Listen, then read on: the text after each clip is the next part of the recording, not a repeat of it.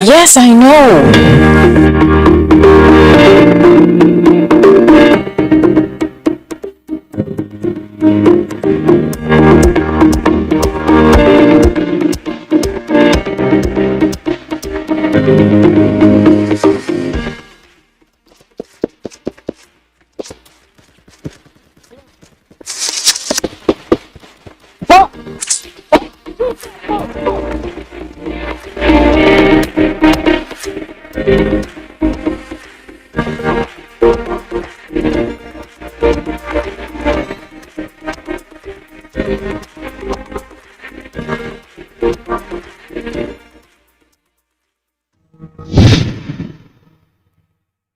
Now, you started you joined the military as a young man there. You saw the likes of Gowon, like you said, and you were interested. He helped to build part of your interest. But along the line, we discovered that it looked like you were well liked by the top echelon of the military. I mean, at different times I've seen pictures of you with President Obasanjo, General Danjuma, and so many. Even President Buhari, I think maybe you were playing draft or something.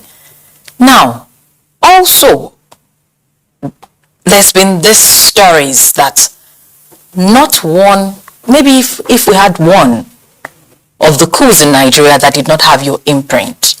What was this about? Was it as a result of your bravery, or because you were so well liked, or what? No, I think I have had to explain that a couple of times. I think because of the environment I found myself within the military profession, I belong to what I will call an elite corps, and it's our dream. So there are a lot of us there who were all together, we grew up together, and we served in different places. So I got to know a lot of people as a result of interaction and as a result of the type of corps I decided to work in the military. And you became a master coup plotter? I wouldn't like that, master coup plotter, but a participant in coups, not a plotter. A participant. Okay, so a master participant. A participant. All right. When you took over power in 1985, shortly after you began to be addressed as the president rather than the head of state that perhaps we were used to. What informed this decision to hold this title as president? Well, a lot of things. It's more or less academic. When we came in, we knew from General Agui Iransi, subsequently people came, they have been referred to as head of state, supreme commander, supreme military council, all that, and it's academic. We just decided no, only God is supreme. So we find a way of removing that supreme thing, head of state. We knew time was changing. At the time we came, there was a change in the old military, the government, the environment is changing very fast.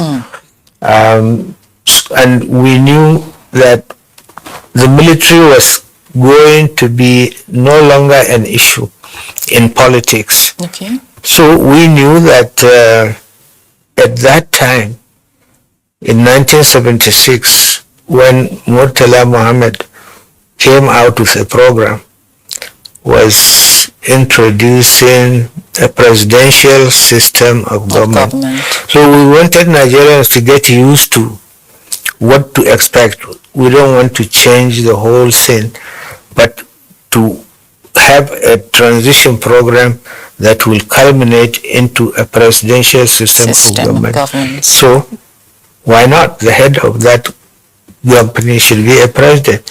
So the participants of the coup, to quote you now, decided that the best thing is to say a military president. Military president. You are all aware of the circumstances which led to the change in the leadership of the government of this country, and I need not to repeat it here. Let me first of all congratulate all of you for a well-deserved appointment as members of the Armed Forces Ruling Council, a body which now replaces the former Supreme Military Council as the highest ruling organ of government. Your selection was made on your personal merit and experience, and not because you represent sectional or particular geographical areas of the country. I hope, therefore, that you will justify the confidence reposed in you. As members of the highest ruling organ of government, you are directly in the focus of the keen and watchful eyes of the public for your conduct of public affairs, your utterances, and general behavior.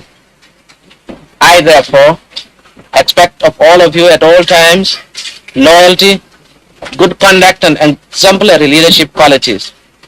I equally expect of you to be above board and render selfless service to the nation. Your style of governance, I mean, when you were the president, it was a military regime, but you also worked with civilians. In fact, at some point, I think you even had a National Assembly. Why did you decide to toe that line? Was it that you were laying the foundation for what we presently enjoy today as a democratic governance, or what was it about? My answer is yes. We knew then that time will come we had to leave. There has been a lot of pressure, the whole world, for a change. Soviet Union was changing, glasnost, perestroika, and all that. Yes. We didn't want Nigeria to be left behind in this because it will have some international repercussion. So we decided to go along the line that the world was going. And that was what also informed your decision to have, at some point, a civilian attorney general? Yes. We knew we have to operate within the law. And we are not trained lawyers. We need somebody who will advise us on what we are intending to do so that we don't breach the laws. And you find that quickly we decided to bring in an attorney general who will always be present in our meetings. If we are on the right course, he will say, no, this goes contrary to the law and so on. And I found that very instructive and very useful too. General Ibrahim Babangida, at the time that you were in government, a lot of, military rules were referred to as dictatorships. So, it was believed that you were running a military dictatorship. But I also know that you worked with the Armed Forces Ruling Council. So how much of a dictatorship was it really? Well, when you say dictatorship, unless you look at it from the point of view of the fact that all our decisions, we subject them to a lot of debate, a lot of discussions. If you had an opportunity to listen to us in the Armed Forces Ruling Council, everybody is allowed to talk, everybody is allowed to have an opinion, everybody is allowed to hold on to his own opinion, and everybody should subject himself to the majority. We operated simply like civilians is going, because it is all about people. You are doing it not for yourselves, but you are doing it for the people. So you have to carry them along all the time. I tried to talk to you when there is something important that we needed a decision on it. I give you the example of the IMF debate. some debates also about issues that touch on Nigeria and about political parties, for example. We subjected the country to discussions about what sort of parties, what sort of government that we want this country to have. And we allowed Nigerians to express themselves, which they are excellent, they are masters in expressing themselves. Whether you like it or not, they will still talk. So we provided an environment for them to talk. From there, we knew what their feelings are. What we came out with represents the feeling of the people. So we can't go wrong. There was an interview you granted, and just to lend credence to the question I want to ask, that at some point in time, you were accused of not obeying the rules of ethnic balance in some of your appointments. Right. And I recall that you made a statement about not sacrificing seniority, training, and the likes. Can you please shed light on this? Well, I think in the military profession, we don't look at those as major consideration. Okay. We take people based on seniority, like you said, competence, loyalty to the profession, and live above board ordinarily. You must have certain principles that you stick to.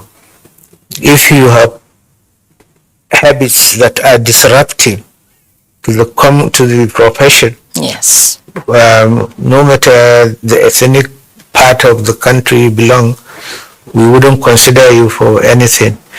These people were not used to it, but we were very, very strict in some of these issues. We believe that we will not compromise seniority, experience, training for the sake of satisfying these balancing, if you will call it that way. So you find this thing keeps on changing. If they were northerners in 1990, you find that in 1992 they are not.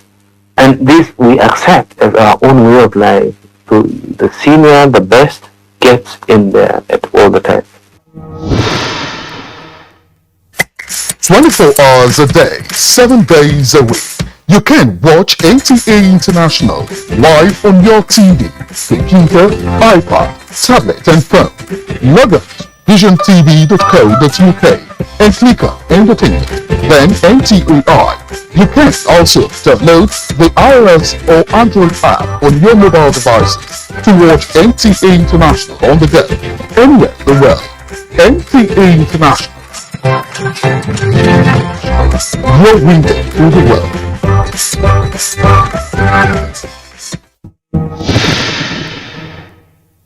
You worked with what I would want to describe as some of the best brains around at that time. You had the likes of Professor Lukoyo Ransome-Kuti, Pius Okigbo, Alaji. How were you able to identify and harness these brains to be able to deliver what was required? During the course of my profession in the military, I came across a lot of very, very brilliant Nigerians who made names within their profession. We interacted with them in conferences in Lagos, in conferences outside Lagos, and so on and so forth. So personally, everybody who served with me, I knew him before he became on board to work with you. To work with me. You mentioned Ransome-Kuti. I will give you a story. Please do. One day he came to Jos. I was a student of the Nigerian Institute for Policy and Strategic Studies. He came and talked to us. We had a habit. If an instructor came, he talked to us. We assess him. Okay. When he's gone, we can sit and say, no, this man is a joker, or this man is a good. And we assess him. Ransom Kuti came, he talked to us. A lot of us, some of my classmates at that time were heads of service, permanent secretaries, director generals, state chief executives, and so on. So we found him one of the best lecturers that we have at that time. When I wanted him to come and join us, I sent for him because I wouldn't allow it just to be announced in the media. So I had to talk to him.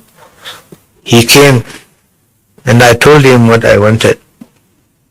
He looked at me, he said, military. I said, yes. I knew he might reject it because of so many reasons that I know. He has brothers who are very good social critics in the society. They may not allow him to do that. So I said, okay. He was very smart, he was very polite. He said, okay, Mr. President, I am going to consult. I will consult my wife. So I said, Prof, tell her we don't accept no as an answer. He said, yes, he will tell her. So I told him, I reminded him, I said, you can't afford to tell me no. Because you were there in Jos. I told him the date. I told him when he talked about the country. I said, if you believe in what you are teaching us, then you should accept this job. He said, teaching you how? I said, you visited us at the highest institute and this is what you told us about primary health care. Oh, goodness. And we wanted you to come and implement what you believe in. Now, you can't afford to tell me no, otherwise I will have a different opinion about you when we all assess you the best. You held him by the jugular. He shook his head. He said, you are in that class? Naturally. I said, yes, I was. He came back. He said, well, Mr. President, I will come on board. I thanked him, and I'm glad that he did, because this country till today, Yes. they still work on the policy that he has worked with us in the country. One of your greatest critics then too was Professor Tai Sholari, and you eventually worked with him on People's Bank. Why? How? He's passionate about the ordinary people, the downtrodden, and we thought we should convince him to give him a job that has to do with what he believes in.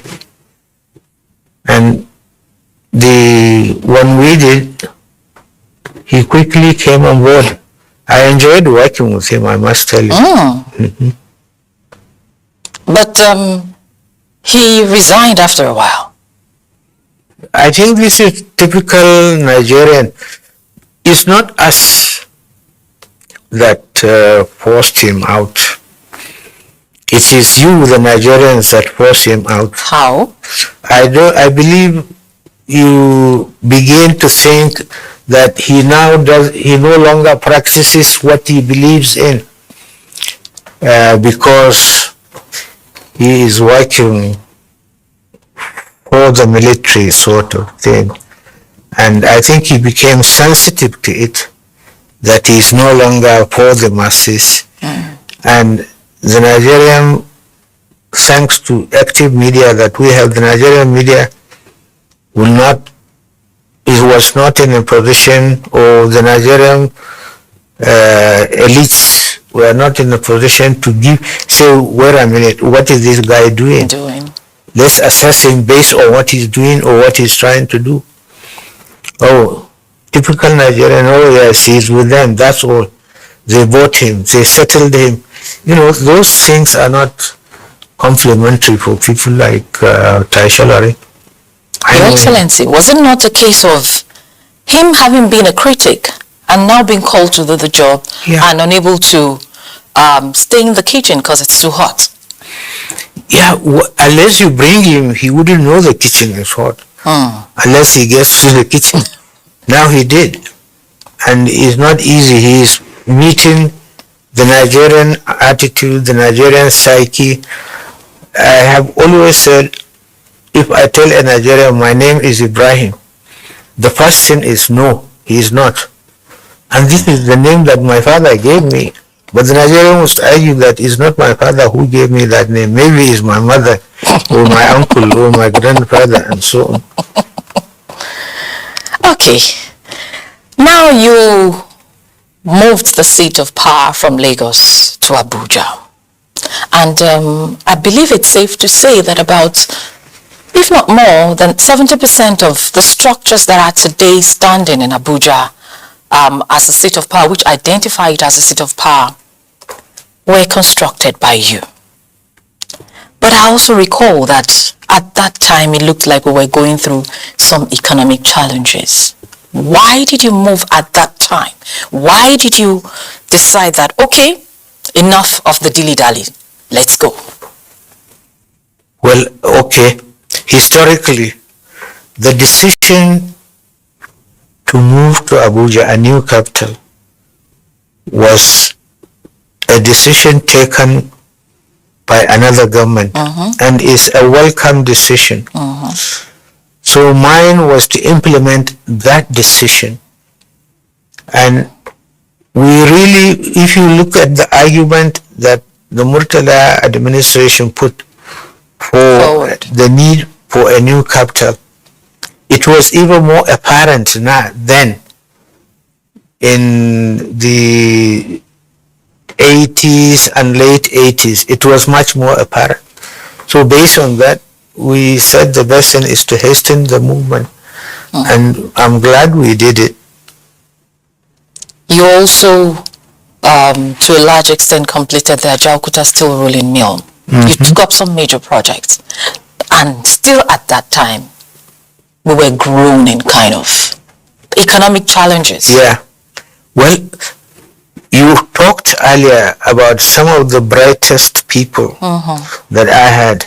Those bright people helped me a lot to get the government to achieve this with the minimum resources that we had at that time. It's all economic management.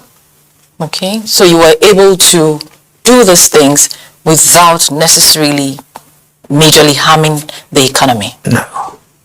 Abuja, Ajaokuta, those are the contentious issues that we had at that time. But it's like penny-wise, pound foolish, if I may use that phrase.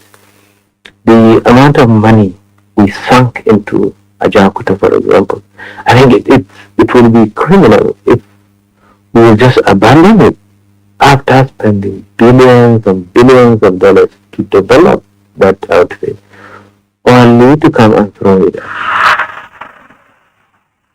In spending on transport and roads, the government also felt there was limited scope for cutbacks. Modern facilities were needed. So, work went ahead on the third mainland bridge in Lagos, completed in 1991. It was part of an improved road network, including the Benin-Warri Highway and many others.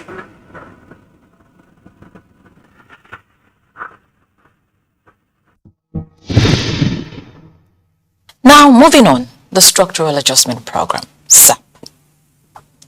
For me, the way I look at it is that it's a case of different strokes for different folks. Because for some people, yes, quite a lot of people were groaning, but it also seemed to bring out the can-do spirit of Nigerians. But despite the grumblings at that time, why did you decide to pursue that program? Because I believe exactly in what you just talked about the Nigerian. He is a very, very bright person, a very resilient person, and is prepared to do anything that will be good for him and for the country. Okay.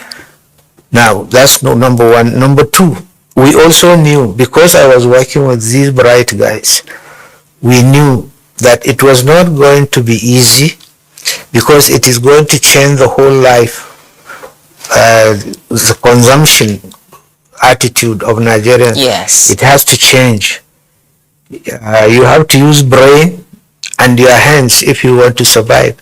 I said it in one of my budget speeches that if you are prepared to work hard, you will survive the time. The time is not going to be easy. But I knew you, Nigerians, you are very determined people, you like challenges, and I know a lot of you will succeed in this program.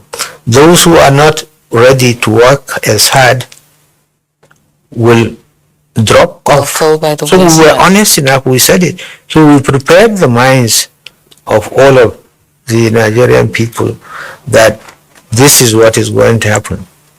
And those who survived, or those who were strong enough, are still surviving up till now and are doing very well. And those who are not fell by the wayside. I don't understand how anybody can object to it. I mean, cutting your coat according to your style, very elementary economics, and actually challenging the lost creativity of this country. I mean, I know many productive areas where people who formerly didn't even think they had it in them, in which they have, really proven. I mean, I've seen it. I know examples, lot of examples. Before the social employment program came, I don't use any car more than 2 years. Once I use a car for 2 years, 2.5 years, I think it off by another one, by the most recent model, and that applies to other Nigerians as well. But you find out now that most of us use cars that are 8 years, 10 years old. They are there and you keep maintaining. There was no maintenance culture. To the extent that every Nigerian now wants to maintain, cultural development program has helped to reorientate the psyche of the average Nigerian. We are now operating in a situation where you are hardworking, you get reward for a risk you take, unlike in the past where few selected individuals were sort of milking the system vis-a-vis their connections on import license situation, and that has been taken care of. If you are hardworking, had a good background, you're ready to take a risk, you had adequately be rewarded. And I'm a product of that, I should be able to tell you. Also under your administration, I recall very clearly that a lot of the assembly plants that we had in Nigeria thrived, like Pan, Leyland, Stair, and Co. How were you able to do this for Nigerians? Because we had a lot of Nigerians then become car owners. Well, I think, again, the government at that time, I will say, had a vision. And we knew we can do a lot of things. Things that we import, we could do them in the country. I will give you a very good example. We stopped importation of wheat, for example. And I decided to do that. I visited a flour mill. After commissioning it, I gave them the bad news that we are going to stop, we are going to ban importation of wheat. That wasn't, they didn't take it kindly, but all the same. And we started programs that will make us self-sufficient in wheat. Like, I didn't expect that it was going to last because new government is gradually coming in. A lot of things are changing and some of these programs are being changed. Either their names are being changed or something. Yeah. That's a typical Nigerian way of doing things. Anyway, I'll now take you to one of something I'll also want to call one of the hallmarks of your administration, the construction of the Third Mainland Bridge, which for a long time remained the longest bridge in Africa. Looking today at the economics, looking at the impact that it has had on not just the economy of Lagos, not just the economy of Nigeria, West Africa, and by extension Africa. Where did that decision come from? I mean, what gave rise to that idea for the construction of such a length of bridge? And did you also have any idea that it was going to be playing this huge role today? National pride was what pushed us to do the Third Mainland bridges. You had a program, I think, in one of the televisions, Nigeria's Squandering of Riches or something like that. I saw that program before the takeover. There is a program called 60 Minutes. I saw it and I was mad after watching the television program. There was a Nigerian on the program, I think, Onyeka Owen. My name is Onyeka Owen. She was on that program, and I think the compare was an American. He's dead now, I think. He went on the bridge when it was not completed. Okay. He is giving it as an example of how African countries conceive programs, elephant projects. He said, look at this bridge. It stopped here. Who knows? Maybe it will end up in oblivion. Oh my. That word pained me a lot. On the CBS show? Yeah. On the CBS show, the whole world is going to see Nigeria with that impression. And when God brought us into office, the first decision we made was that we are going to prove that American broadcaster wrong. And I talked to my colleagues. Some were not concerned about it. I said, no, this is on our country. It's about national pride. Put it to them that we can do it. That's the inspiration that we have to do that.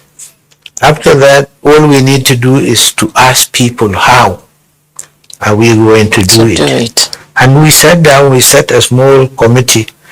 They sat down together. By then, late Balaji Bank Anthony, his company, Julius Baga, Lagos State Government, and so on, put them together and said, I want a solution to this. They came out with a blueprint that, yes, this is doable, but this is the way to do it. I said, well, you guys have to do it. I will provide the support. I will provide the money for the job. And they did quite easily. I even gave them time. When we initially put it on, it happened to be in August on my birthday. And I said, give me a birthday present. I will come back to commission this bridge in my next birthday. And behold, thanks be to God, they met up our obligations. And we met their obligations. Yes. So we have a Third Mainland bridge. But did you see it having this kind of impact? Yeah, not as much as it is now. But people talk to me about the impact it is going to make, especially the construction engineers and so on and so forth. Don't mind me, I'll still go back to the Third Mainland Bridge. But I'm also now looking back and I'm trying to look at what the situation of Lagos would have been like without a Third Mainland Bridge. Having just Eko Bridge and Kata Bridge, catering to the needs of Nigerians there. Maybe you would have established some shanty towns, which will not be the best thing for the country. That's one. And the problem we are having now, it will be worse on security of lives and property. During your time, you deregulated the banks. Was it as an economic policy that needed to be done? Or was it that the existing banks at that time were no longer able to perform the functions and going into the new millennium, or what? No, I think it's still to take over the responsibilities that normally government would have been handling. Government is the financial regulator. Yes. And at that time, we were trying to deregulate the economy. That should include banks. We have people at that time who are bankers, capable and so on, and could do exactly what the banks are doing now without interference By the government. by the government. That was what encouraged us to allow them to survive, and I'm glad they did. Was that the same thing for the deregulation of the broadcast industry? And also the tertiary education? Thus, the broadcast was even more urgently needed Okay. because this is the next phase we are going to take the country into, democracy. You need the Nigerians, because they are good, give them a venue to vent out anything they want to talk about, to say it without hindrance, to say it without anything. Let them own it, let them feel they are, and life will flourish. Quite a lot of Nigerians, even people that were not born then, but stories that they heard, believed that your administration engendered corruption in Nigeria. But one thing I also know is that a lot of the who is who in Nigeria today probably achieved their economic breakthrough when you were in power. How do you marry these two together? The reality against the assertion. Well, I think I use, or you said engendered Corruption. Okay, maybe they will say I established settlements, right? That's another way of saying it. Yeah, I knew, and I said it. Once you have a government Yes. that controls your life, government controls production, government controls all other aspects of the ordinary Nigerian life. Government should sweep the front of your door. Government should provide you with this to eat. Government will put food on your table because it is supposed to be. Then you don't have a country. You should get the people involved themselves. Once you do that, the government, the only job is to watch, to regulate, and make things work well for that thing. This is the way we vision Nigeria is going to be in the future. And we said, okay, we should virtually let everything, let the Nigerian feel he is the master of his own destiny. Don't forget, at that time we have very, very brilliant businessmen who are doing well. So we should just encourage them. This is an opportunity. We come up with a policy that will make them even richer. And the typical Nigerian, he has a suspicion virtually on every move you make. And when you talk about corruption, the best way to find it is to get to where the sin is prevalent and stop it. We did this with even in agriculture by stopping commodity boards because they are sources of corruption. A cocoa farmer, if you want to grade his cocoa grade 1 or grade A, you have to bribe him. Now you give him an opportunity to grow your cocoa, take it, go and sell it to people who want it. Let them assess it. If it is good, it's good. If it is bad, it's bad. It's bad. Period. And that's how the whole of this change flourished.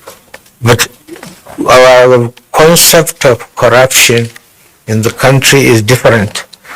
If he sees me in a good car, oh yes, he's corrupt. If I'm a friend of a politician they will say I'm corrupt because all my friends are politicians.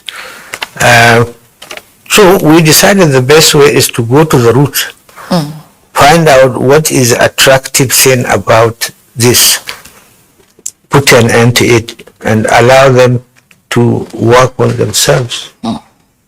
We are not corrupt. I will proudly say it because I read what I read in the papers. If it's true, then I think I used to say we are saints. I keep on giving an example. I sacked a governor for 300,000 naira. Today there are 300 billion still not issued, not solved. All right. Still talking about your time as the president of Nigeria.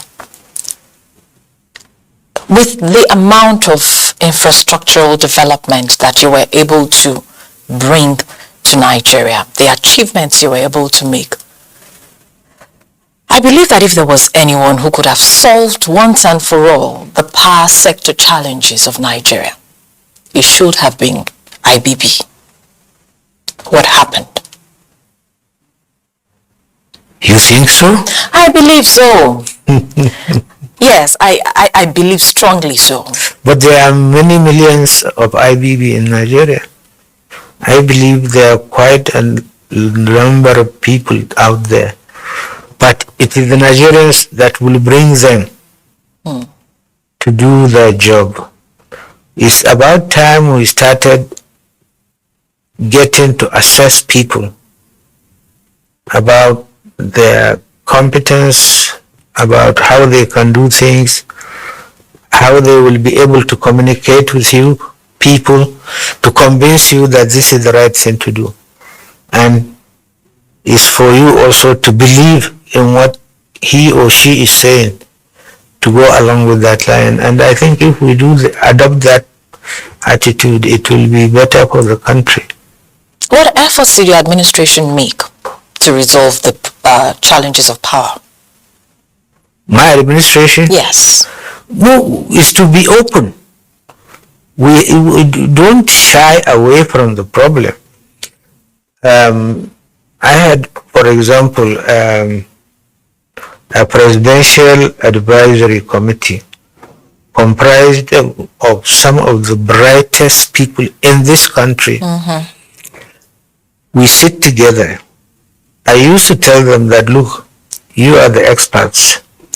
The only thing I know is how to kill a man. Because you're a soldier. Yes, that is my profession, and you can't talk with me about it. I will talk to you about it. You talk to me about your own profession. The position that God placed me today as the leader is my duty to support you to achieve what we all agree that is best for this country. And they will work. People will work. And support them, keep on giving them all the support all the time. Believe in them. Let them also believe in you. And you will find Nigeria is a good country to manage the people. In managing our people, managing our economy, harnessing our resources, oftentimes it's been said that the Nigerian economy has defied theories and ideas. What's your take on this? I used to think that way. This is based on what you hear in the media or what you hear the experts are saying. I did ask one day that from what I have been reading or seeing, the economy would have gone by now. Okay. But why is it still functioning? They will tell you it is the resilience of the ordinary people that is keeping it going. Fine, I have no quarrel with that. But it hasn't gone as bad as people predicted. This would then further strengthen our belief that the Nigerian can do most of this problem by himself, given the right environment, the right leadership, and so on. Looking at you and, your achievements with all of the tales that have been told about your administration, it seems to me that Ibrahim Badamasi Babangida probably is the most misunderstood president Nigeria has ever had. What's your take on this? Misunderstood, yes, I think that is the right phrase. But then I also understand and believe that I will be misunderstood. How? Because Nigerians read motives in virtually everything you do. As a leader or as a professional head or something. The first thing is to say no to you. Once you suggest this is the way to do it, he will say no. He will argue like no man's business. Or where he fails, he tries to attribute that failure to something nebulous. He will say no, it's because either he is a Christian or because he is a Muslim or because he is from this part of the country. That attitude, as long as it remains, we still have problem. Looking at you, you had quite a lot of critics in your time. And I think one of your greatest critics was the late Gani Fawehinmi. What kind of relationship did you have with him? I think I have a story to that to tell you. But as far as criticism is concerned, the best critic I knew in this country was a man called Professor Awojobi. He is the best in this country. The best in the sense, this is a scientist, but before he opens his mouth, he studies what he wants to say. He has knowledge on what he wants to say, be it economics, he is an engineer, be it economics, engineering, or whatever. If Professor Awojobi talks, you know that he is a master in that subject. He is my best critic that I like in this country. Okay. May his soul rest in peace. Amen. As far as Gani was concerned, I have never had problem with Gani. He has a very close friend. They are both dead now. Alex Akinyele was Gani's good friend. He wanted to administer a ceasefire between me and him. I said, I have no problem with that. Because they grew up together, he told me they are friends and so on. And I said, okay, I'll arrange a time. Let's meet and sit down and see whether we can find an area of common understanding. He tried it. He agreed. Then last minute, you called him. He said, no, I'm not coming to see him. He said, why? He said, well, they will say he has brought me over. He did this, he did that. So he apologized to Alex.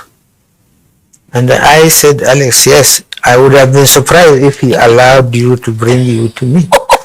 Because I'm glad he knows that Nigerians could easily misread him and will tarnish his hard-earned respect in the country. So because he's afraid of what Nigerians will say, he decided he will not have that meeting. And I don't grudge him for that because that is the society in which he operates. Moving on with this conversation and still talking about your relationships with people, one that I've always wondered about was your relationship with the late General Sani Abacha. I know that you guys grew together in the military. And, I want to believe that perhaps you were friends till death. We were the best of friends. Till death? Yeah. But a lot of Nigerians thought otherwise. We knew Nigerians thought otherwise. We knew they would think otherwise. And we decided to capitalize on it and allow you to keep on beating in the bush. So you allowed Nigerians to hold that opinion? Yeah. If that pleases them. I can tell you that we reach a stage when if you come, somebody wanted to come and see me. He was our common friend. Okay. But he is afraid because they are afraid anybody who came to me would be adjudged as not in good terms. Abacha will be angry. So he went to him. He said, look, I want to go and visit Babangida in Mina. I hope there is nothing wrong. Abacha looked at him and said, look, Mr. X, he calls his name. Yes. He said, you knew me. Babangida introduced you to me. Now you are asking me permission to go and see him. What sort of a human being are you? When I leave this chair, you are going to do the same for the same. The man felt uncomfortable. And the following day, Abacha called me and told me, you imagine so and so. This is what he told me. I said, no, but are you surprised? He said, no. I said, okay, let's leave it, lie down like that. Don't talk to him about it. I'm not going to talk to him about it either. If he is happy, so be it. Good luck to him.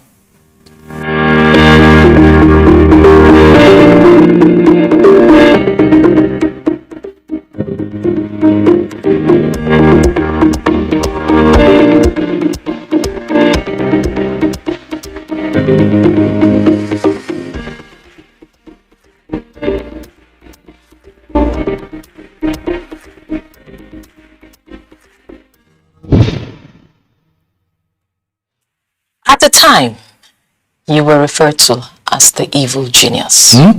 At the time, you were referred to as the evil genius. I'm wondering now, where did this come from? How evil was that genius? It came from the media. Okay, and how evil was the genius? Those are contradictions. A genius can't be an evil man. That geniusness was given to him by God, and you can't take it away from him. Did you in any way feel slighted? No.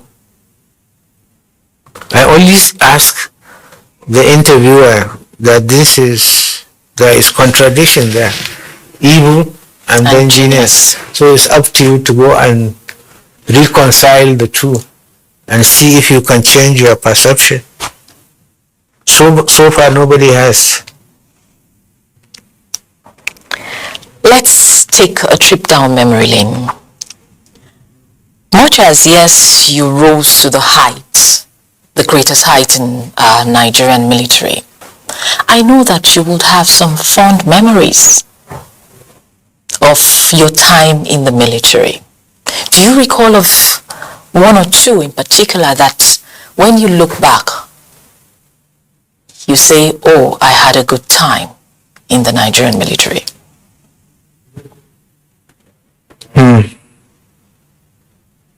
An event or something? Anything. Definitely not about the bullet in your chest anyway. No, surely I wouldn't like to talk about it too.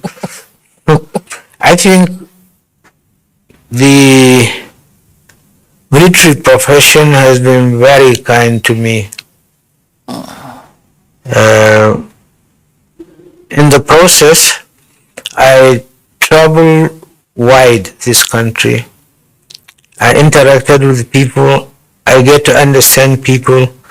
I get to see people in their own environment, how they behave, and so on. This was only given to me by the military because of postings, because of participating in your own profession.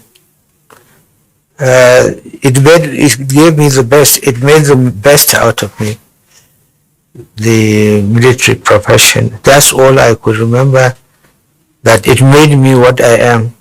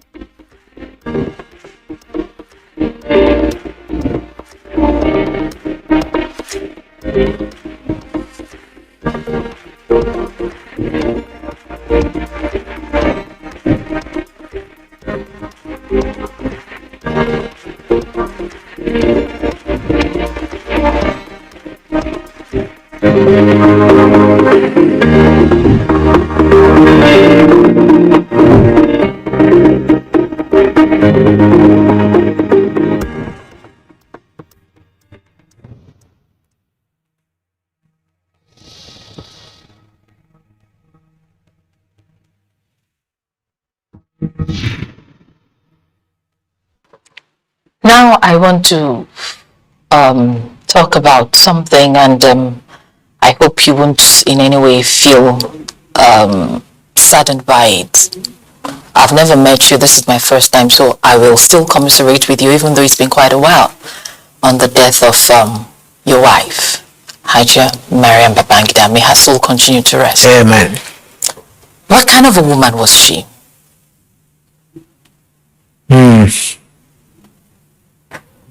A very, very loving woman, very passionate about our relationship, and had always wanted the best for me and for her children.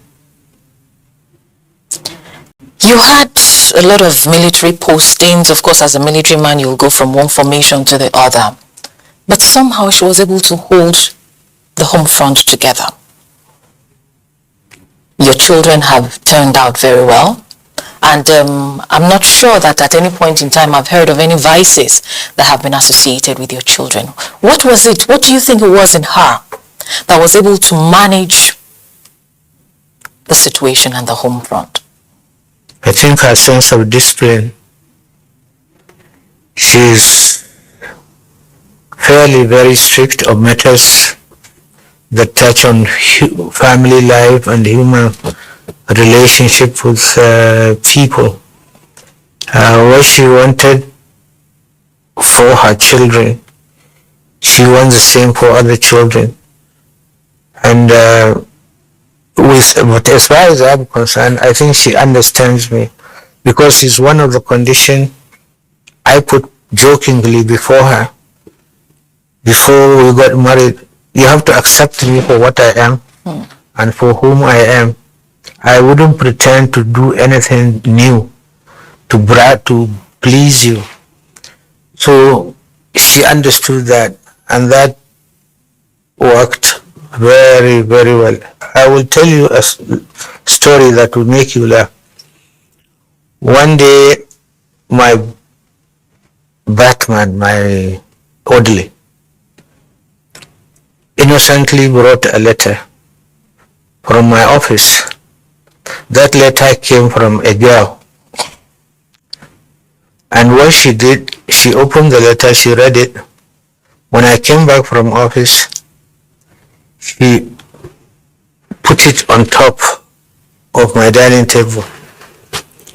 I looked at the letter, I read it. You know what happened?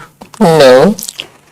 Once I knew it was the wrong letter, I told her, I said, look, I'm sorry, this letter should not have been here in the first place. The boy I had is a new one. The old boy knew the letter to bring home. This one is just new. So I didn't teach him well. She smiled. She said, I am a crook. I said, but it wouldn't happen again. I will tell the boy he should do it like other boys are doing. If they see wrong letters, they leave it in the office. Mine, you can bring it. Hers, you can bring it.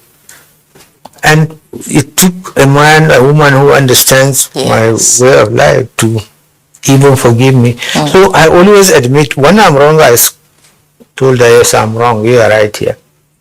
But what she doesn't believe that, she says, my mother-in-law was the one who spoiled me. I was always right as far as my mother-in-law is concerned. She is wrong, I'm always right. And I don't take advantage of that much. Yes. But when I see that she is not getting agreeable with what I'm saying, if I take it to the mother-in-law, she supports me, and I tell her, you can go. Good.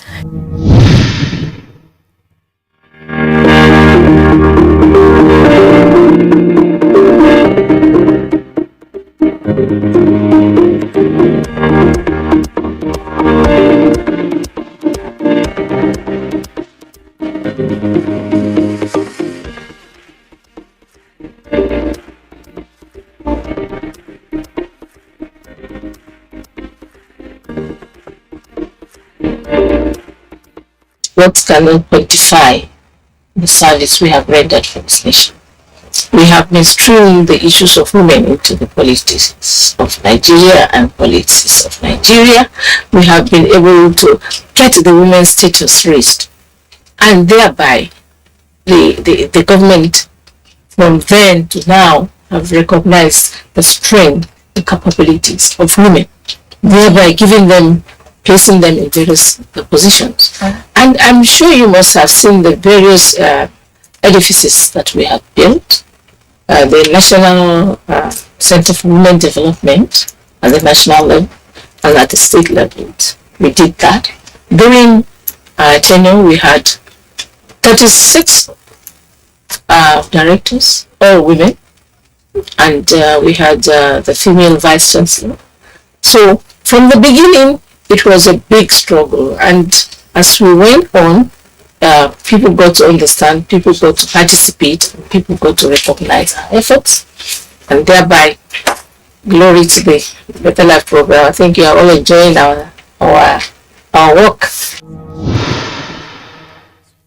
She was a simple woman, but a woman of class, and she brought that touch of class and glamour to the office of the First Lady. She turned that office around completely, so much so that what subsequent First Ladies have enjoyed, the foundations were laid by her. The level of importance, the level of intelligence that's attributed to that office.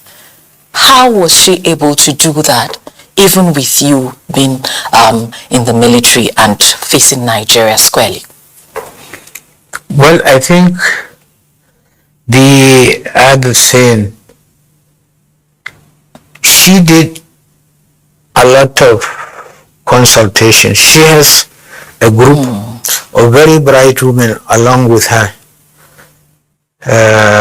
Some are lecturers, some are professionals, and so on. And they interact very well but they are very good friends. Some they knew each other in school, others they met, and she saw the best thing, she can't do it alone. She got them and start coming out with pet ideas and so on, just to assist the government in trying to. And what we did, we didn't allow her to interfere with the day-to-day running of government. I had a civil servant, professional civil servant, who serves as a liaison between her and other institutions of the state. If she wants anything, this is the man you will hold. Because he belongs to the system. Yes. He is a civil servant. Where she is going out of limits, he says, no, madam, this is not the way we do it. We do it. If you want this is the process. And that worked very well and reduced a lot of burden on me. May her soul continue to rest in peace. Amen. We all came from various roots, and these roots are rural areas. Indeed.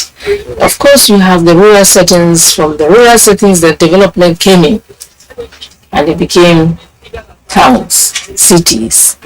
You know? Having had that kind of feel, that experience of a rural setting, not that rural though, and maybe I have a very kind of special feelings to help the women, knowing very well how much burden they carry, knowing very well that they need to know, they need to be educated, they need to participate, they need to have good things of life. With all this in my mind, and when God brought my husband to the position of being a president, I said, oh, thank God I have this chance now to address the issues of these rural people. And that's what we did. We gathered like minds to do this program in alleviating the sufferings, poverty level of our people. General Ibrahim Badamus Babangida, yes, you're retired, but from the look of things, not tired. I mean, I know that there are hordes of people waiting out there to see you, even as I'm taking this time with you. How do you carry on? I mean, how do you get along with in your day-to-day activities? By trying to have timings for everything and regulate it and stick to it. But it's not easy to keep to those timings. By nature, I like sitting down with people, having discussions, chatting, and so on and so forth. And that keeps me going. But like you rightly observe, getting old. I must say, you wear your age well, because you don't look it. Thank you. You're welcome, sir. Now, before I let you go, there's this thing that has always been in my head, and somehow I came in here today and saw a different look. All of these times I've heard about your home, it's been said to be a mansion that contains like 300 rooms and all whatnot. And I came in, all I see is corridors, living rooms, and... Just like any other. Yes. So I'm wondering, where did that come from? I don't know. Somebody asked the same question. So I told him, there are no 50 rooms in this house. He laughed. I said, but if you want, I can let you go. People will take you. You will find if there is only enough rooms for me, my wife, and children. That's all. So it's perception. This is what we were talking earlier about the Nigerian.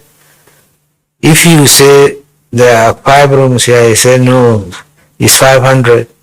And you can swear that he counted the 500. That's a typical Nigerian. Nigerian. Well, I must say it's been an honor spending this time. And I will also want to ask you, please. Are you any relation with Adeniji Adele? Very much so, sir. You are part of that family, Yes, sir. I will shake you. Thank you very much, sir. Please sit down. Thank you, sir. When I heard the name, I said, no, this rings. Are you in politics? Did you go into politics? No, just a broadcaster. I just like sitting in front of the camera and talking to people like you. But you come from a very influential family. Thank you very much, sir. Yeah. Thank you. You know, I know Lagos very well. Yeah, I know. You are a small girl at that time. In fact, when I was in secondary school, because I schooled in FGC Mina here. Is it? Yes, that was when I got my first physical glimpse of you. Well, so you are a citizen of Mina. You can say that, sir.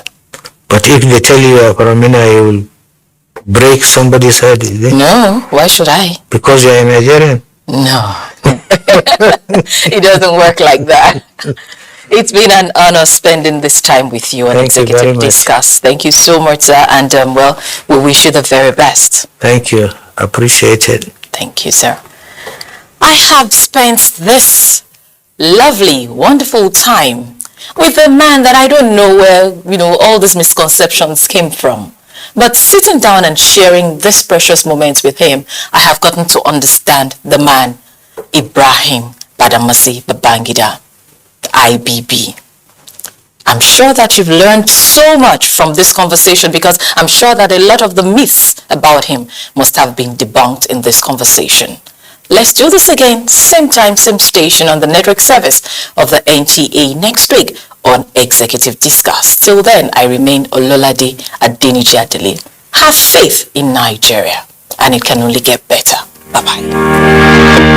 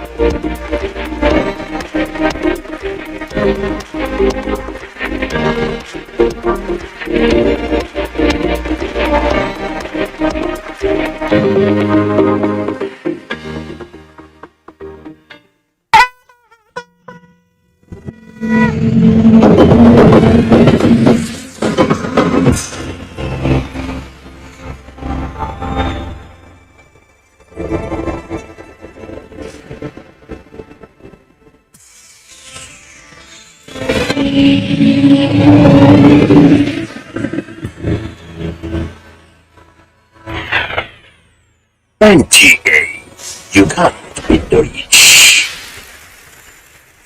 Growing up as a child, there is an admiration to want to be like dad, mom, or even a famous actor. But as one ages, more choices begin to emerge due to various social factors and developments. As much as it is admirable to want to be like someone, it is important to understand one's personal dream and purpose in life. Today, famous people all around the world have huge following of fans who love their lives and desire to emulate them. But there's more to modeling after than just copy and paste. Oshodi, a local government in Lagos, has a reputation for children born in this neighborhood, if not closely monitored, many believe could engage in petty theft and grow to be notorious hoodlums. Today, the narrative is being rewritten for these children living in the underbridge area of Oshodi. The project, Chess in Slums Africa, founded by Tunde Onokoya, a professional chess master and coach, is meant to rehabilitate these children who are either orphans or ran away from the villages. The children are engaged in a 2-week session that seeks to unlock their potential through the game of chess while learning to read, write, and acquire basic literacy skills. It takes them through the game of being knights, queens, and kings with promises of more rewards. Aside from prizes won, collaborations are being made with rehabilitation homes and orphanages, and fundraising to provide financial and educational support for these young people. In Ikorodu, also in Lagos, a group of siblings, Babatunde Sani, Muiz Sani, Malik Sani, and their cousin Fawaz Aino, are popularly known as Ikorodu Boys, are young social media sensations. Who was that guy? That brother was the best damn soldier that ever lived. I just love acting. This online comedy group recreates and mimics with childlike playfulness multi-million-dollar music videos, Hollywood movie trailers, and other visual contents using recycled local materials in the neighborhood. We're hoping if you spin the chamber enough times, you're gonna catch a moment. Notable among their works is a reenacted trailer of the Hollywood film Extraction in 2020, which earned them a recognition and award by online streaming platform Netflix. In 2021, they were nominated in the Favorite African Social Media Star at the Nickelodeon Kids' Choice Awards. Their elder brother doubles as the video editor and manager. Also in Ikorodu, the Dream Catchers Academy, founded by Sheyi Oluyole, is created to transform the lives of less privileged girls who have experienced abuse, neglect, or economic hardship resulting in lack of educational attainment by giving them a chance through quality education and arts. A popular quality about them is their unique dance skill.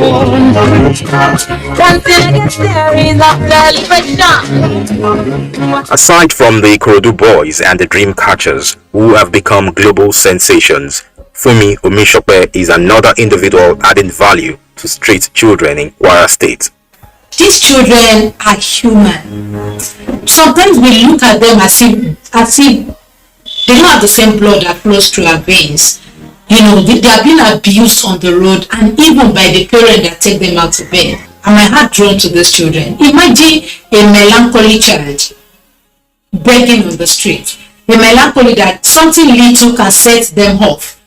You know, now begging on the street, hearing all manner of rejection and all of that. So that is what drawn me to them. With our Home and Street Kids Welfare Initiative, Fumi is shaping the lives of these children using education as a means of empowerment. We used to have an orientation school where they come for 3 months before we enroll them in regular school. But we realized there's only 25% of them that ended up staying in those regular schools because street children are known for freedom. So when they go to regular school and they are being discriminated upon, they are being told down upon, maybe they go late to school. Some of them, their parents are blind. Both parents are blind. And they will want to take the parent to the junction before they go to school. Now they get to school 8 o'clock and teachers start beating them. They won't come tomorrow. Some of them are so passionate about education that they wake up, wear their clothes and they're running to school without taking their bath. Now teacher will not understand the passion, the fact that they show up, and appreciate them for that. But they see the fact that they smell, you know, and that is what made me to say, okay, now we need to have our own school.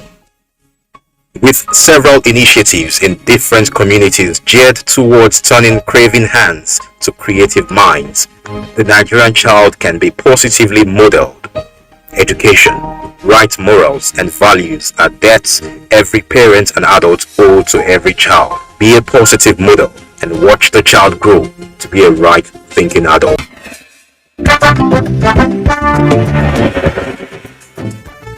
And there's the start.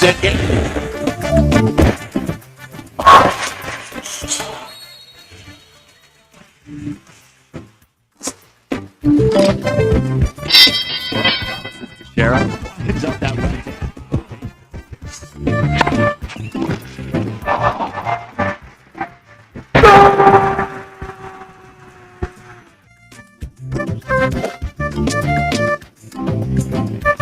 Archbishop of basketball. He hung on that net like a stalk up a tree. NTA Sports 24 brings you all sports, all time and all day. Tune in to watch NTA Sports 24 on Star Times Channel 270, Star Sat on Channel 434, Free TV on Channel 734.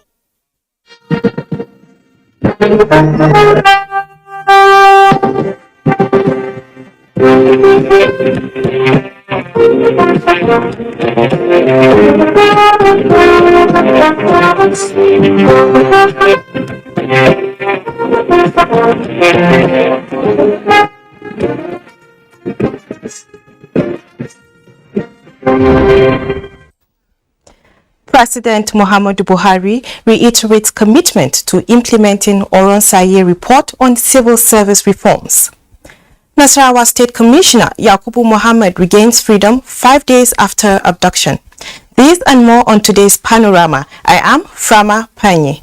You can follow us live on our website nta.ng/live as well as other social media platforms on the screen.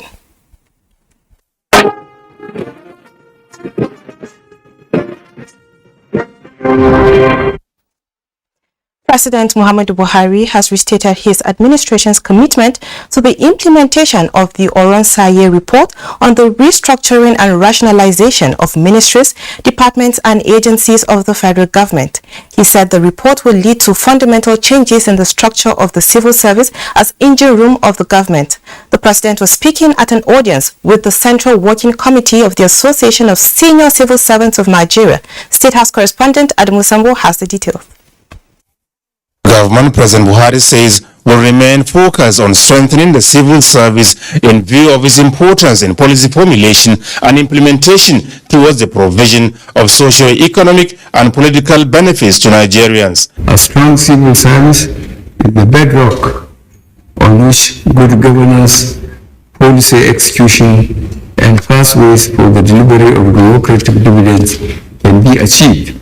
The civil service must not be seen as a dumping ground for job seekers, but must attract the best who will contribute fresh ideas and a determination to solving our socio-economic problems. The president is, however, emphatic that the federal government will not tolerate any policy that will destabilize the service and therefore implore civil servants to at all times remain non-partisan in the discharge of their duties, no matter the political party that is in power. On the request for an increase in the budgetary allocation to the federal government staff housing loans board, the head of service of the federation is directed to liaise with other relevant government agencies to see how the 2023 budget estimates can accommodate an increase in the budget of federal government staff housing loans board. President Buhari also confirmed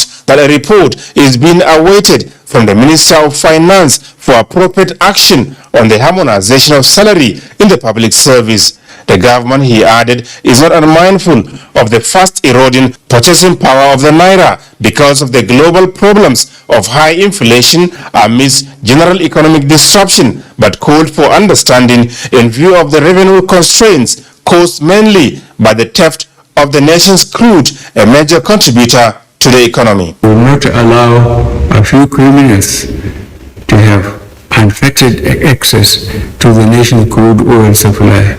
Hence, I have directed our security agencies to speedily bring to a halt the activities of these vandals in the Niger Delta. There should be no hiding place for such criminals. President of the Association of Senior Civil Servants of Nigeria, Dr. Tommy Okon, had earlier appreciated the Buhari administration for being worker-friendly with the implementation of far-reaching reforms, including regular payment of salaries and allowances, increase in minimum wage, extension of retirement age for teachers, and sustenance of the science of public service in spite of constraints of financing. I am really delighted that you have restored the tenure policy in the federal civil service. This has opened more opportunity for civil servants to advance in their career ladder as vacancies are now being created and stagnation reduced. This is the first formal engagement between the association and any sitting president of Nigeria. From the State House, Adamu Sambo, NTA News. Great feat as the Commissioner for Information in Nasarawa State, Yakubu Muhammad Lawal, regains freedom after 5 days in the hands of abductors. We'll join our correspondent Ben Nitu in Lafia for a situation report. Hello Ben, can you hear me? Yeah, I'm hearing you. Okay Ben, what is the latest? The latest latest now is that the man has been released. He has been taken to the hospital, and then he has been certified to be okay. Since being reunited with his family. The situation on ground is jubilation everywhere. The wife that has been crying in the last 5 days, now she's all joy all over her. The family, friends, colleagues, everywhere is people are celebrating his return. Okay. Now, you have just told us that his family and the public around him are jubilated. Now, you said he's also in the hospital. Any update as at his health? No, the man has since left the hospital. He is in his house right now. Okay. He has left the hospital, and the hospital certified him to be okay. He's fully okay. All right. Many thanks, Ben, for that update. Now, similarly, the 90-year-old victim of Abuja Kaduna train attack, Hajia Halima Atta, her 53-year-old daughter, Adama Atta Aliyu, and one Mohammed Sani Abdul Majid, as well as Modin Modi Bodinga, that have been released by their captors and have since reunited with their family members. The 4 victims regained their freedom early morning of Friday. We now join Kemi in Ibadan for more on Panorama. Hello, Kemi. Thank you and welcome to Ibadan. In line with the popular saying that all works and no play makes Jack a dull boy, the academic calendar of educational institutions provide for school breaks to give ample time for students and pupils to rest, recoup and prepare for the new academic year. Of all the school breaks in the academic calendar, however, the summer holidays, otherwise known as the long vacation, is perhaps most significant as it is the longest, hence the need for engagement for avoidance of boredom. While many schools take advantage of the long vacation for summer lessons to prepare the students for their new grades, others believe it is time for rest and keeping the gates of their schools shut until resumption. But how can the pupils and the students be kept away from trouble and restiveness in the face of insecurity and economic instability in this country? I am Kemi Oshin. Thank you for joining us. INEC.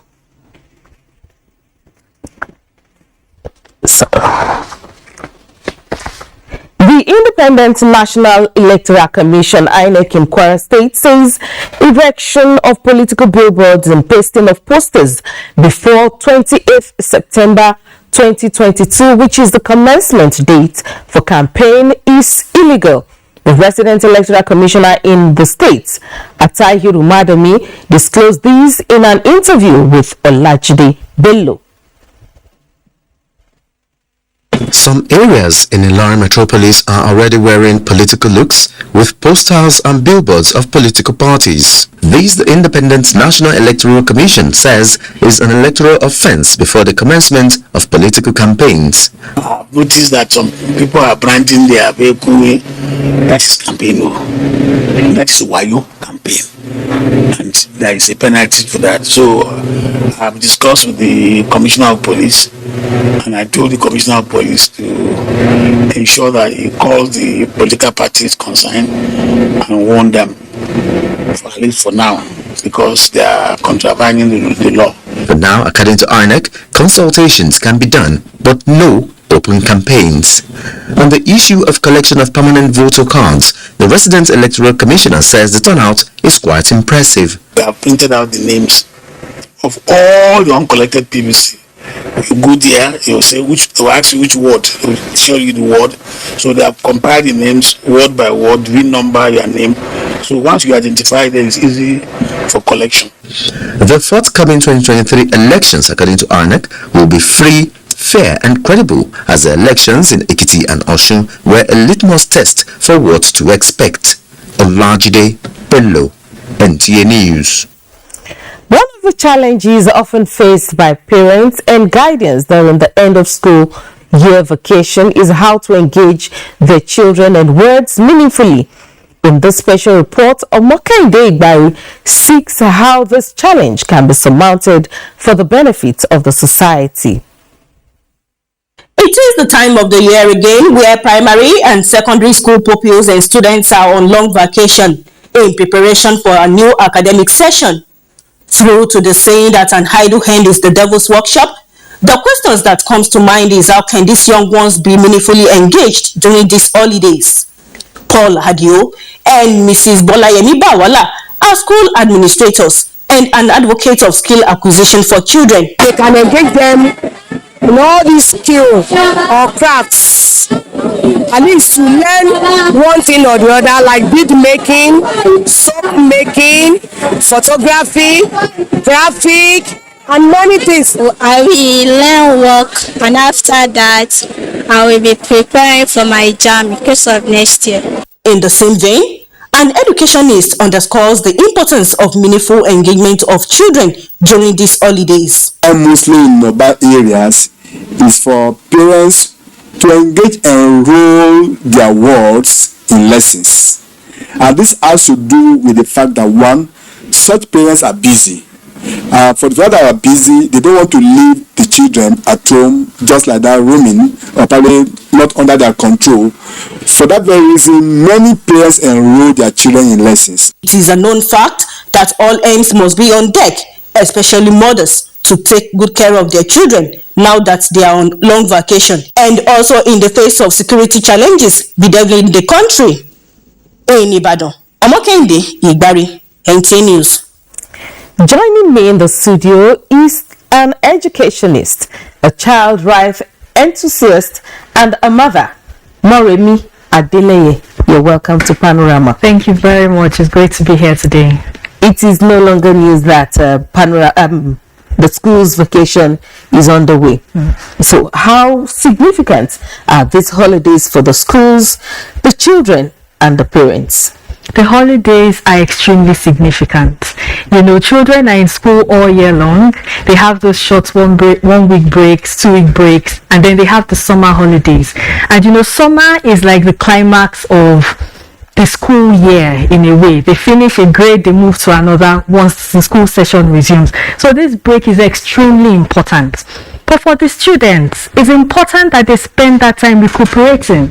As older people, as adults, we understand the need for our leaves, right? We understand the need to take some rest. The same thing applies to our children. They need time for their brains to refresh. But the point is that time to refresh is not for them to go about walking up and down. I mean, the country doesn't even give room for that anymore. Yeah, so the students need to be properly engaged. What about the schools? How important is the vacation? For the schools, the vacation is important for two key reasons. Number one, it provides an opportunity for their members of staff to take a break. They need it.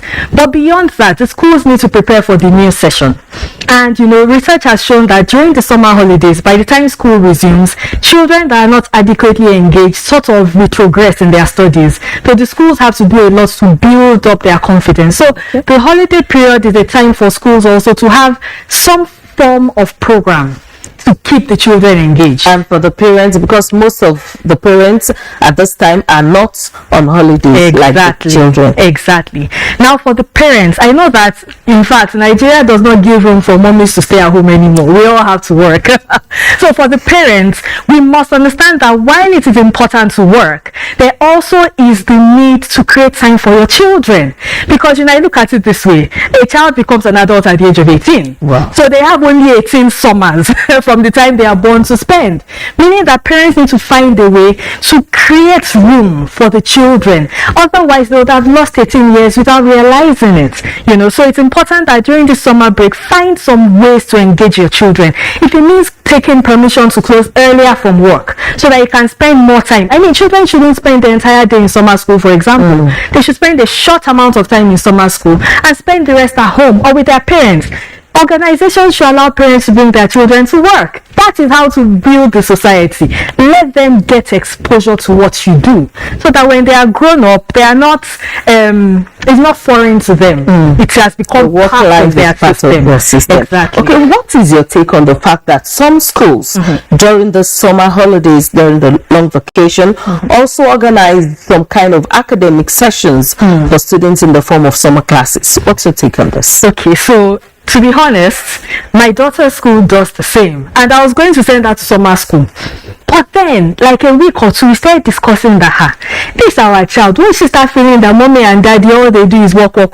My holiday now, I'm going to summer school. So we decided that for the first time, she will come to work with us. We organize a summer school program for students from public schools free of charge, where they learn skills. And for me, that is what is important during summer. It is not the regular maths, English and things that they need. Let summer be a time for them to discover themselves. Those going into senior secondary school classes, let summer be a time for them to find out what possible career paths that they can engage in. Yeah, so summer should be fun. We must not remove the elements of fun.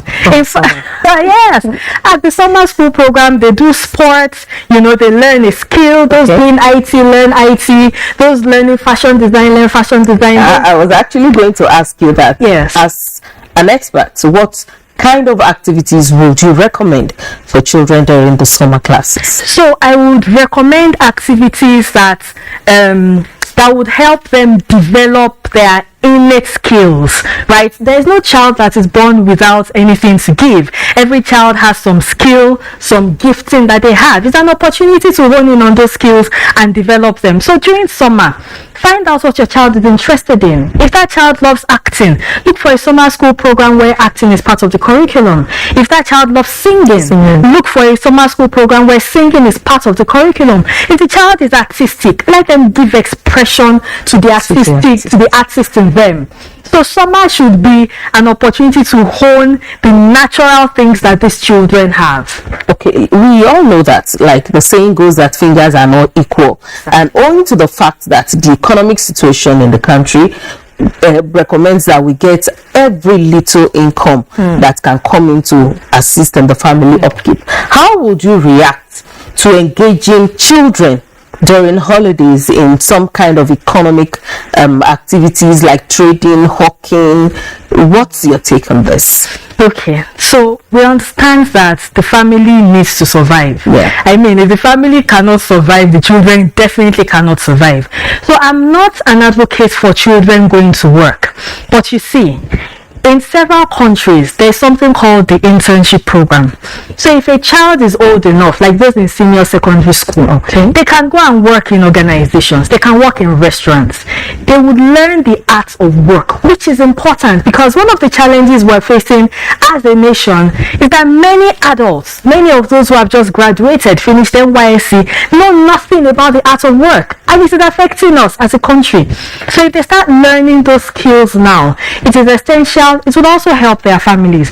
But then internships are not even things that should be paid for. It helps the children to learn. So I think that parents need to understand that while children are children, they should let them go. You don't need to place the economic burden of the family on the child. No, you shouldn't. Okay, as we wind down on this, what would you say is the role of different stakeholders, governments, individuals, organizations, religious bodies? What's their stake in this matter? Everybody has a stake in the welfare of the children of the country. Everybody, the government, the schools, political, religious institutions, everybody. For us as an organization, Swim Institute, is the reason why we took it upon ourselves to create a free summer school program for public school students. Their parents cannot afford to pay what we normally charge, but we decided to make it free so that during these 4-6 weeks, they have the opportunity to learn what we teach. They can grow, they can become better people. Thank you very much. I've been speaking with Moremi Adeleye. She is an educationist, a child rights enthusiast, and a mother. Thank you for coming on Panorama. Thank you very much, ma'am. We'll now take a break for some messages. Panorama continues shortly. Stay with us. The vaccine offers hope for a safe country free of coronavirus. I urge all state governments, traditional and religious leaders to take the lead in the mobilization effort within their environment and spheres of influence. I similarly urge all eligible Nigerians to present themselves and be vaccinated in accordance with the order of priority already mapped out at the various authorized designated centers only.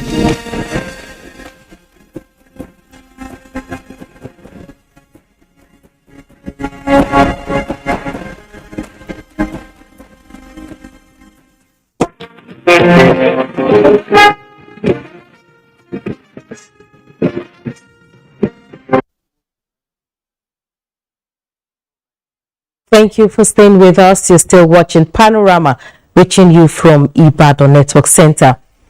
Ekiti local government area of Kwara State has emerged the winner of the Kwara Suburb Junior Secondary School into local government quiz competition held in Ilorin, the state capital.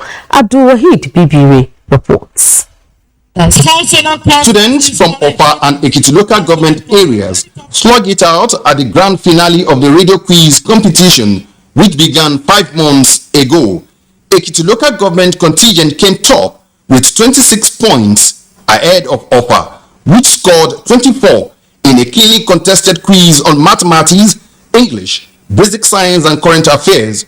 The competition, according to Kwara Suburb chairman Professor Abdurrahim Adaramaja, is part of efforts to raise another set of champions who will represent the state at the global stage and further project the good work of the state government in basic education. Let me appreciate the effort of His Excellency for repositioning our basic education through regular training and retraining of our teachers, introduction of e-learning system for our schools through the establishment of digital literacy centers. About 39 digital literacy centers were established by Governor Abdurrahman Abdulrazak.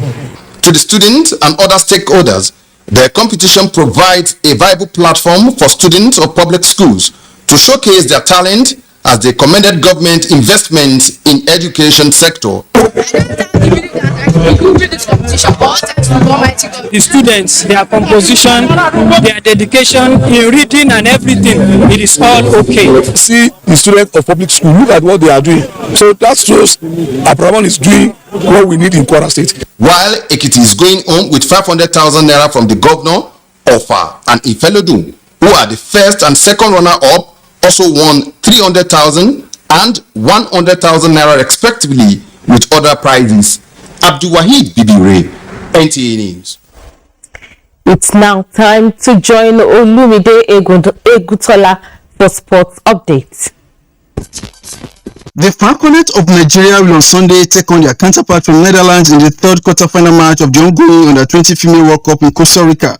Spain will later tonight takes on Mexico among other matches. In grassroots football, the good times are here with the conclusion of the third edition of Dr. DK Olukoya Dominion Cup that lasted for over 5 months. Beyond taking the youth off the streets, away from criminal activities, the organizer is set to solve the challenge of over-reliance on foreign-based players. We provided an avenue. Dr. Olukoya has done that, and if you and I do our own little bit, talent to be honest, Nigerian football will be better for it, our communities will be safer for it. As part of efforts to popularize sports surfing in Nigeria and bring glory to the country at the international scene, the Nigeria Surfing Federation is harnessing potential future stars through its various activities. This explains this training where professional and amateur surfers are learning the basics of the sport. When you are depressed, kick your board, get to the sea, catch waves, you can easily forget your sorrow. We're aiming and we're training to strive to represent Nigeria as a country at the Olympics. In another development, the Nigerian Modern Pentathlon Federation is collaborating with the National Institute for Sports as part of efforts to grow the sport while building capacity of its athletes. The addition of Director of the Institute, Professor Lawale Murunkola, to the pool of the patrons is part of efforts to spread its tentacles. Sports funding is not what only the federal government can do, and our marketing commission will be inaugurated very soon. Also to look at the activities. What capacity building can we give? And on a sad note, it's still a road shock for stakeholders in the world of boxing, family members and fans of a Nigeria professional boxer, Miracle Amaizi, who lost his life while sparring. Very humble and diligent, but there has to be punishment when people are organizing sparrings that are like fights, and also in a wrong atmosphere. Late Miracle Amaizi was a lightweight contender who has shown signs of future champion with victories recorded in previous bouts. He was reportedly training when he slumped and died. With sports updates, Rudy Pitola, NTA News. Thanks for joining us on Panorama today from Ibadan Zonal Center on the network service of the NTA. Remember to connect with the NTA stand against rape and rapists. Good afternoon.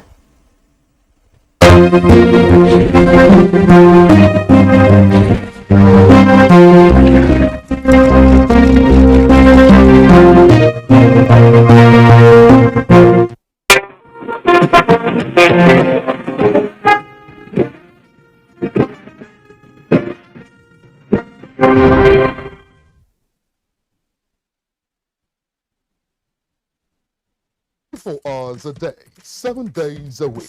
You can watch NTA International live on your TV, computer, iPad, tablet and phone.